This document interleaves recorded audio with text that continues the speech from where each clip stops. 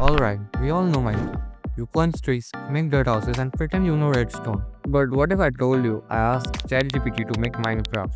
Yep, the AI everyone uses for homework and breakup texts. Can it actually pull it off? Or am I just copy pasting my way into madness? Let's find out. The first step to making Minecraft terrain. I asked ChatGPT to write a script that generates a chunk of land, grass on top, stone underneath, and it actually did it, along with full explanation and setup instructions. I opened up Unity, started a new project, made a cube prefab, and followed ChatGPT's steps. Attach the script to an empty M object, drag in the prefab, and define the parameters. We had some problems at first. It just generated a vertical wall instead of terrain, but I fixed it and then it was working.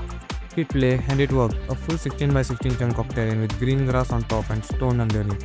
Exactly what I asked for. It's a small start but a good one. Okay, terrain's great, but how do we walk around? I asked ChatGPT for a player controller script that handles movement and jumping. I added the script, set up the components and configured the camera.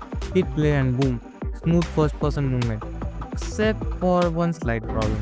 Whenever I stood still, the player would just hit a Shaktiman pose. I mean, it would just rotate and rotate endlessly.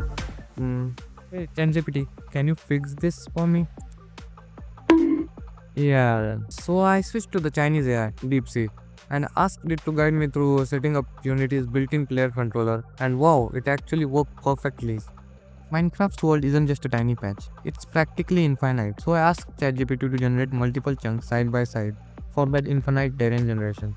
It generated the chunks alright, but my game was laggier than a McDonald's ice cream machine. FPS dropped to single digits, literally unplayable. So I went back to ChatGPT and asked it to fix this mess with chunk pooling, threading, and mesh combining. And this was the second time it said it. Are you kidding me? So I hit new chat, and after literally banging my head on the table, it finally worked. The optimized version ran smooth, chunks loaded properly, and it actually started to look like Minecraft terrain. I also added a crosshair and block breaking functionality to the game, with ChatGPT's help obviously. I also tweaked the player movement a bit to feel more like Minecraft. Now I could actually break blocks by clicking on them. Finally some real interaction with the world. The world felt pretty empty, so I went to ChatGPT to ask it to add trees. It gave me the code, and trees did spawn.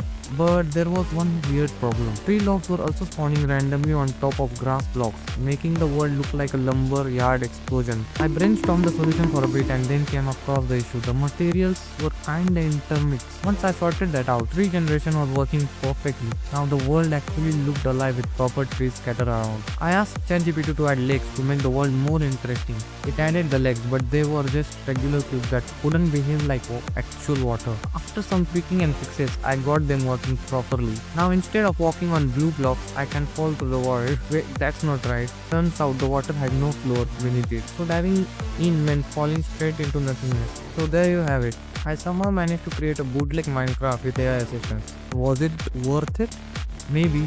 Will I be making a part 2, adding mobs, inventory and crafting? Absolutely not. I have had enough of AI giving me confident solutions that don't work and pre-planned limits hitting at the worst possible moments. If you enjoyed watching me suffer through this coding nightmare, drop a like and subscribe. Maybe next time I will try something that doesn't involve recreating one of the most complex games ever made. Thanks for watching and peace out.